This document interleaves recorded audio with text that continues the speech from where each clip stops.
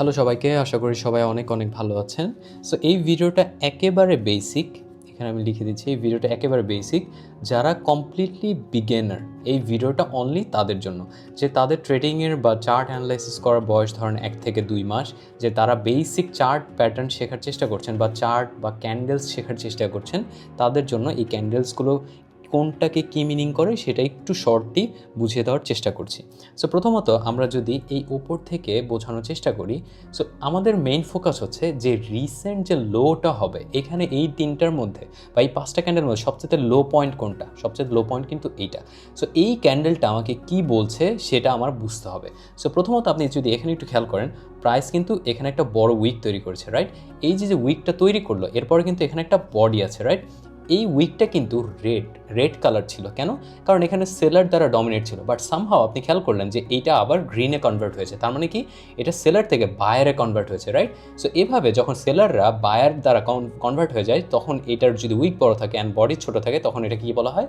Dragon fly doji. And এইটাকে যদি reverse করেন তাহলে কি হবে? গ্রেভস্টোন ডজি, রাইট?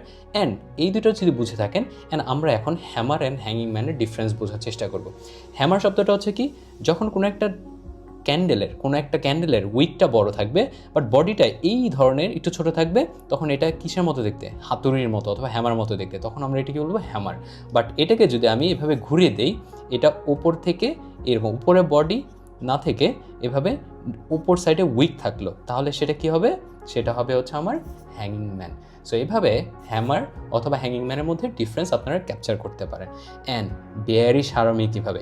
কোনো একটা ক্যান্ডেল যদি রাইট সাইডের ক্যান্ডেলটা যদি লেফট সাইডের ক্যান্ডেলের ভেতরে চলে যায়, যেমন এই ক্যান্ডেলটার বডি এই ক্যান্ডেলের ভেতরে চলে গেছে, তাহলে এটাকে কী বলবো?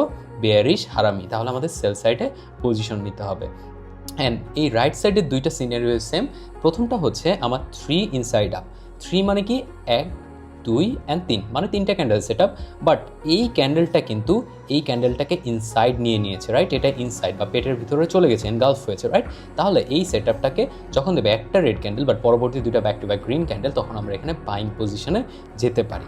অ্যান্ড এইটা আরেকটার বিপরীত। সো আপনারা এটা যদি পারেন তাহলে আমি হোপফুল যে আপনারা এটাও পারবেন। কেন?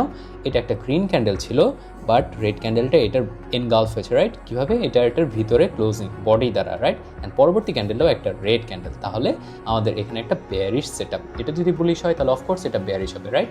অ্যান্ড এখানে একটা কিকারটা আপনার খুব একটা কমন না, এটা না বুঝলেও হবে। বাট এই বুলিশ হারামিটাও মার্কেটে অনেক হয়ে যায়। কিভাবে? এই যে ইনসাইড 3 ক্যান্ডেলটা, এই যে মাঝখানের পার্টটা আপনাকে আমি বুঝিয়ে দিলাম, বা বেয়ারিশ হারামিটা আপনাকে বুঝিয়ে দিলাম, এই জিনিসটার রিভার্সাল হচ্ছে এই বুলিশ হারামি।